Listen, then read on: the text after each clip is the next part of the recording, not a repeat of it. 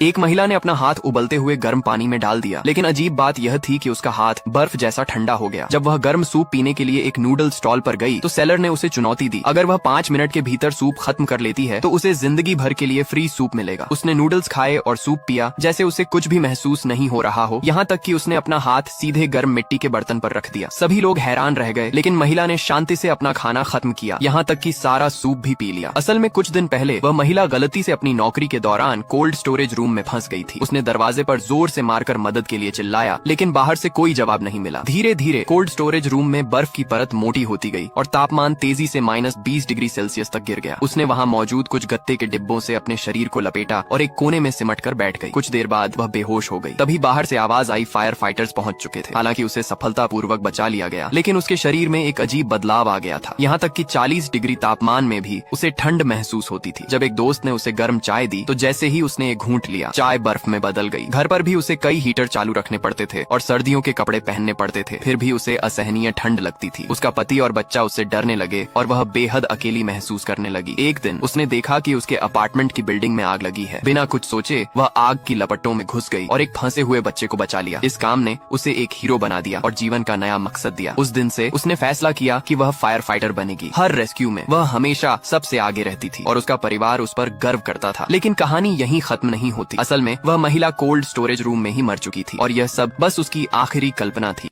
इस अजीब से छोटे शहर में हर कोई मोटा और गोल था, यहाँ तक कि कुत्ते भी। लेकिन कोई बदलना नहीं चाहता था, क्योंकि सबको वह स्वादिष्ट लेकिन मोटा करने वाली खीर बहुत पसंद थी। लेकिन एक दिन एक लड़के ने अपनी खिड़की के बाहर एक छोटा पक्षी देखा। वह पक्षी की आसमान में उड़ने की आजादी से इतना जल गया कि उसने खाना छोड़ दिया और तुरंत 100 गुब्बारे खरीद लिए। उसने गुब्बारों को अपने शरीर से बांध लिया और अगले ही पल उसके पैर जमीन से ऊपर उठ गए। जैसे ही लड़का खुश हुआ, रस्सी टूट गई और वह जोर से जमीन पर गिर पड़ा। उसका पहला प्रयास असफल रहा, क्योंकि वह बहुत मोटा था। लेकिन लड़के ने हार नहीं मानी। उसने पतंग की मदद से उड़ने की कोशिश की, लेकिन उसका वजन इतना ज्यादा था कि पतंग उसे खींचती हुई ले गई। कोई नहीं समझ पाया कि वह क्या कर रहा है, यहाँ तक कि उसका परिवार भी नहीं। शहर के लोग उसे अजीब समझने लगे, लेकिन लड़के ने उनकी परवाह नहीं की। उसने पक्षी के पंखों के आकार के आधार पर एक जोड़ी साधारण पंख बनाए, लेकिन चाहे जितना दौड़ा वह उड़ नहीं पाया। इससे लड़का बहुत दुखी हो गया। जैसे ही वह हार मानने वाला था, उसने देखा कि पक्षी पेड़ से बेर खा रहा था। इससे उसे एक विचार आया। उसने कुछ बेर तोड़े और घर ले गया। अगर वह भी वही खाना खाए जो पक्षी खाता है तो शायद वह भी उड़ सके। इसलिए उस दिन से लड़के ने मोटा करने वाली खीर खाना छोड़ दिया और रोज बेर खाने लगा। वह अपने पंखों में सुधार करता रहा। आखिरकार सर्दी खत्म हो गई और लड़के का वजन कम हो गया। उसने फिर से अपने पंख पहने, पक्षी का पीछा किया और दौड़ा। लड़का आखिरकार उड़ गया। जिन लोगों ने पहले उसे नीचा दिखाया था, अब वही लोग उसे ईर्ष्या भरी नजरों से देखने लगे। अपनी लगन के कारण लड़के ने आखिरकार अपना सपना पूरा कर लिया।